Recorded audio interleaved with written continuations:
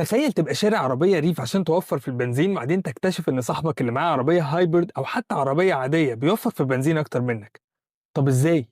يا نهار ازرق يا نهار ازرق يا حزن الحزن. أنا متأكد إن أنت أكتر كلمة بتسمعها حاليا هي ريف ريف ريف ريف، وإنه الحل السحري لكل المشاكل اللي عندنا في مصر. أنا شخصيا من أوائل الفيديوهات اللي عملتها على القناة هنا كانت الريف جامع الحسنيين، وقلت فيها نفس الكلام ده. بس هل الريف فعلا هو الحل السحري لكل الناس؟ اللي متابعنا على الفيسبوك هيعرف إن إحنا بقالنا فترة بننشر مقالات مفصلة عن الأنظمة الهايبرد المختلفة، ومنها أنظمة الريف، وعن عيوب ومميزات كل نظام والاختلافات ما بين الشركات والتانية. وده خليني ببساطة أقول لك إن مفيش نظام واحد هو الحل السحري لكل الناس. انت محتاج على حسب اسلوب حياتك تختار النظام الامثل ليك انت. الريف مثلا مناسب جدا للشخص اللي تنفعه عربيه كهربائيه، بس هي هتبقى عربيته الاساسيه فخايف من موضوع الشحن، مشاويره كلها جوه المدينه وسفر من كل فين وفين. لكن لو انت شخص مشاويرك كلها عباره عن سفر ساعات طويله على طرق مفتوحه وسرعات عاليه، فيؤسفني اقول لك ان الريف مش اذكى خيار ليك، لان قياده طويله على سرعات عاليه معناها مقاومه هواء بتزيد، استهلاك اعلى للكهرباء، ضغط اكتر على البطاريه اللي هي اصلا صغيره في منظومه الريف، فمع الوقت ممكن الحمل يبقى اعلى من قدره المولد على تعويض استهلاك الطاقه ده، فيضطر موتور البنزين او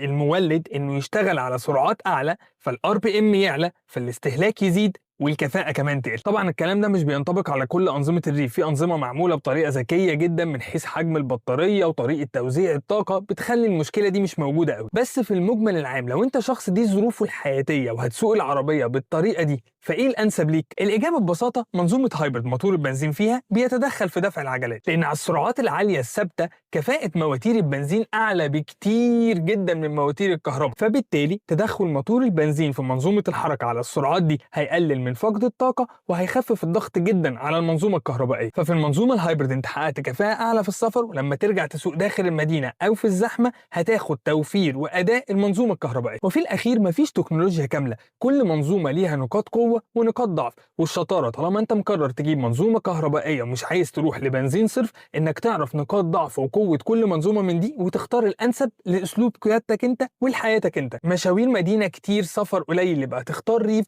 مشاوير مدينه قليل سفر كتير يبقى تختار منظومه هجينه. تختار انهي منظومه هجينه بقى؟ لا دي قصه طويله قوي ما ينفعلهاش لا ريل ولا حتى فيديو طويل. خش على الفيسبوك واقرا سلسله المقالات هتعرف كل الانظمه دي والفروقات ما بينها ونقاط القوه والضعف لكل واحده فيها، وصدقني مش هتحتاج حاجه تاني بعدها.